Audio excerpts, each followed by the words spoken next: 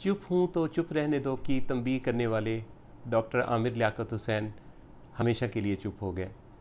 कराची की खुदादाद कॉलोनी में बसने वाला खुदादाद सलाहियतों का मालिक डॉक्टर आमिर लियाकत हुसैन 5 जुलाई 1971 को इस फ़ानी दुनिया में पैदा हुआ और महज 51 बरस की उम्र में 9 जून 2022 को चल बसा। पाकिस्तान के अगर इलेक्ट्रॉनिक मीडिया की तारीख़ पर नज़र डाली जाए तो आपको डॉक्टर आमिर लियाकत हुसैन का नाम उस वक्त बहुत नुमाया उभरता हुआ नज़र आएगा जब उन्होंने टीवी पर आलिम ऑनलाइन शो का आगाज़ किया। ये पाकिस्तान की इलेक्ट्रॉनिक मीडिया की तारीख़ में पहला शो था जिसमें मुख्तलिफ़ मकातब फ़िक्र के उलमा को एक ही फोरम पर इकट्ठा कर दिया। कई ऐसे इख्तलाफात थे जिन पर गुत्थियाँ सुलझीं, एक दूसरे को कबूल करने का मौका मिला और बहुत दफ़ा लोग हैरान हुए कि ये कैसे मुमकिन है कि दो मुख्तलिफ़ या तीन मुख्तलिफ़ मकातब फ़िक्र के लोग इकट्ठे बैठ के इस तरह इत्मीनान से डिस्कशन कर रहे हों। डॉक्टर आमिर की खुदादाद सलाहियतों में से एक सलाहियत उनका बड़ी तेज़ी से मकबूलियत पाना था। वो सियासत का मैदान हो, वो डिबेट्स का मैदान हो, वो टीवी कंपेयरिंग का मैदान हो, वो जहाँ कहीं भी उन्होंने किसी काम में हिस्सा लिया बहुत तेज़ी से मकबूलियत पाते थे। उनको कबूल आम मिला उनके मुनफरिद उसलूब बयां की वजह से। वो जब कौमी असम्बली में या किसी भी फोरम पर तकरीर करते थे तो उनकी तकरीर का अंदाज़ भी अगर आप देखें तो लॉजिक्स और बाज़ात अल्फाज के चुनाव में इतना असरअंदाज होते थे कि कोई भी दूसरा जो सामे है वो मुतासर हुए बगैर नहीं रह सकता था। उनके इंतकाल की कई वजूहात हैं। उनमें अगर आप देखें कि उनकी ज़िंदगी में कई ऐसी जगह हैं जहाँ ऐसे मोड़ आए हैं जो उनके लिए बहुत तकलीफ़ का बायस थे। अगर हम इस हवाले से देखें कि उनकी मौत के की वजूहात क्या हैं तो ख़वातीन व हज़रात हमें ज़रूर गौर करना चाहिए कि उनकी लाइफ के पैटर्न्स कैसे थे और ख़ास तौर पे रीसेंट ईयर्स में और रीसेंट मंथ्स में उनके अंदर क्या तब्दीलियाँ आईं। माहिरीन ये देख रहे हैं जो कि नफ्सियात के शुबा के माहिरीन हैं। मैं ख़ुद भी एक मामूली सा साइकोलॉजी का स्टूडेंट हूँ और कोई 24 साल से इसी फील्ड से वाबस्ता हूँ। उनके मूड की डिफ़िकल्टीज़ आपको काफ़ी नुमाया नज़र आती हैं। उनके मूड के बदलते हुए पैटर्न, यानी वो गम को भी ज़्यादा महसूस करते थे और गुस्से का भी ज़्यादा इजहार करते थे। वो कई जगहों पे आपको बहुत एक्सट्रीम बात करते हुए भी सुनाई देते हैं। उनके बारे में कहा जाता है कि वो बहुत ब्लंटली बात कर देते थे, जो दिल में होता था वो कह देते थे। उनकी अगर ज़िंदगी में देखा जाए तो उनकी बहुत जल्दी लोगों से ताल्लुकात बनते भी थे और फिर बहुत जल्दी ख़राब भी हो जाते थे। इसके पीछे जो रीज़न्स हैं वो उनके मूड की डिफ़िकल्टीज़, उनका मूड का डिसऑर्डर जिसकी निशानदेही तो लोग करते रहे लेकिन उसमें कोई आगे बढ़ के उनको मदद ना दे सका। उनके इंतकाल की वजूहात पर काम हो रहा है। जो लोग तहकीक करने वाले, इन्वेस्टिगेट करने वाले इदारे हैं, इब्तदाई तौर पे तो उन्होंने उनके कमरे की तमाम चीज़ों को तरतीब से ही पाया है।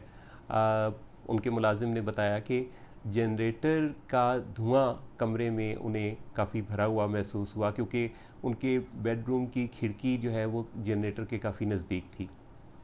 एक वजह शायद ये भी हो, लेकिन एक बहुत अहम वजह उनका मुबैना तौर पर सब्सटेंस का यूज़ है। मुबैना तौर पर मैंने इसलिए कहा कि ये चीज़ काफ़ी ज़्यादा ज़िक्र हो रही है, गो कि वो किसी इलाज में नहीं थे, लेकिन लगता यही है कि वो अपने मूड के डिसऑर्डर को सेटल करने की कोशिशों में, अपने आप को बेहतर बनाने की कोशिशों में मुख्तलिफ़ सब्सटेंस का यूज़ करते रहे।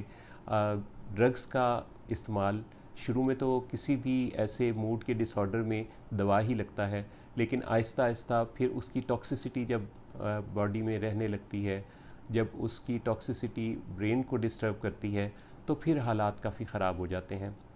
डॉक्टर आमिर लियाकत हुसैन के करीबी साथी ये बता रहे हैं कि वो रीसेंट कम्युनिकेशंस के अंदर काफ़ी चीज़ों को भूलते थे, बात के हवाले से ज़्यादा फोकस नहीं कर पाते थे। वो जो उनका अकेले रह जाना है, उनको ये भी शिकायत थी, आपने देखी हैं उनकी वीडियोस, कि जिसमें उन्होंने टीवी प्रोग्राम्स के लिए भी कहा कि उनको आखिरी साल में, उनके ज़िंदगी के आखिरी साल में टीवी से भी नज़रअंदाज किया गया। उनकी बेगमात, उनके तमाम रिश्ते उनसे दूर थे, वो अकेले उस घर में रह रहे थे। जब कोई अकेला हो जाता है, जब कोई किसी मूड की डिफ़िकल्टी का शिकार होता है, तो उसको शर्मिंदा करना, उसको बुरा भला कहना, उसको ताने देना, उससे होने वाली गलतियों पर बार बार तकरार करना, उसका मजाक उड़ाना, ये अच्छी बात तो नहीं है। हम में से कई लोग जब सोशल मीडिया का इस्तेमाल करते हैं तो हम भी इसी तरह से अपने तफन्नुन के लिए, मजाक के लिए किसी की शख्सियत पर इस तरह की बातें कर रहे होते हैं। अगर हम एक प्रोडक्टिव वे में देखें कि किसी की ज़िंदगी को बेहतर बनाने के लिए या बचाने के लिए अगर हम कोई रोल अदा कर सके तो हमें ज़रूर करना चाहिए। डॉक्टर आमिर लियाकत हुसैन के भी अकेले रह जाने की वजह, आइसोलेटेड हो जाने की वजह, एक तो उनके अपनी वो बीमारी है जिसमें वो मूड डिसऑर्डर और सब्सटेंस यूज़ डिसऑर्डर की वजह से अपनी ही एक दुनिया बसा बैठे थे, और उन्होंने पाकिस्तान से जाने, पाकिस्तान छोड़ देने की बात भी की। वो सोशल मीडिया पर भी इनएक्टिव हो गए थे। लेकिन दूसरी तरफ इसमें ज़िम्मेदारी उनके उन करीबी रिश्तों की भी है कि जो उनसे गिले शिकवे करते रहे, उनसे होने वाली गलतियों पर उनसे शिकायत करते रहे, नाराज़ होते रहे, दूर जाते रहे। लेकिन आगे बढ़ के ये वक्त था कि उनको किसी साइकेट्रिक हेल्प से ज़िंदगी को बेहतर बनाने का मौका दिया जाता, उनको किसी काउंसलिंग के प्रोग्राम में लाया जाता, उनको अपनी ज़िंदगी को बेहतर बनाने के लिए वो जो क्राई फॉर हेल्प था, क्राई फॉर हेल्प हम उसे कहते हैं, जो कि बाज़ औक़ात किसी ऐसी कंडीशन में कोई बहुत पुकार के ऐसे अंदाज़ अपना रहा होता है जिसका मतलब होता है कि मुझे मदद फ़राहम करो। आपको पता है उनके मुलाज़मीन की तरफ से ये भी बताया गया है कि मरने से एक दिन पहले उनके कमरे से चीखने की आवाज़ें आती रहीं, और ये भी क्राई फॉर हेल्प ही थी। काश ऐसा होता कि इस कीमती इंसान को, जिसका आईक्यू बड़ा ज़बरदस्त था, लाजवाब था, बेहतरीन था, जीनियस आदमी था, लेकिन ईक्यू का मसला था, इमोशनल क्वेश्चन का मसला था, जिसकी वजह से गलतियां करते थे, ताल्लुकात ख़राब कर बैठते थे, जल्दी से ऐसी बात कर बैठते थे जो कि दूसरों को उनसे दूर कर देती थी। काश इनको हम सब मिलकर, हम में से वो ख़ास तौर पे जो कि उनकी ज़िंदगी से किसी न किसी तरह का ताल्लुक़ रखते थे, काश उनको मदद फ़राहम करते, उनको अपने मसलों को पहचानने और ऐसी इंसाइट देने में अपना कोई रोल अदा करते, प्रोफेशनल हेल्प लेते, तो आज वो कीमती इंसान इस माशरे में एक प्रोडक्टिव रोल अदा कर रहा होता। अल्लाह ताला उनके दर्जात बुलंद करे, उनकी और हम सब की तमाम ख़ताओं, कमियों, कोताहियों को अल्लाह ताला माफ़ करे। मेरे वालिद साहब, अल्लाह ताला उनके दर्जात बुलंद करे, मलिक मोहम्मद नवाज़ आसी इनका नाम था, आसी तखल्लुस किया करते थे। तो अक्सर ये तलकीन करते थे कि किसी को भी हम ख़ुद से लेबल ना करें कि वो गलत है, ख़ताकार है, गुनहगार है। और एक फिर शेर सुनाते होते थे, खार हैं, बदकार हैं, डूबे हुए ज़िल्लत में हैं, कुछ भी है लेकिन तेरे महबूब की उम्मत से हैं। तो किसी को भी हम लेबल ना किया करें।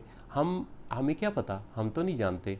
बाज़ औक़ात कोई बहुत नेक, रात दिन नेकियों का प्रचार करने वाला, बहुत ज़्यादा नेकोकार, अपने किसी गुरूर की वजह से पूछगछ में जा सकता है, और बाज़ औक़ात कोई बहुत लोगों की नज़रों में बदकार किसी एक नीयत की वजह से अल्लाह का बहुत ही मकबूल और पसंदीदा हो सकता है।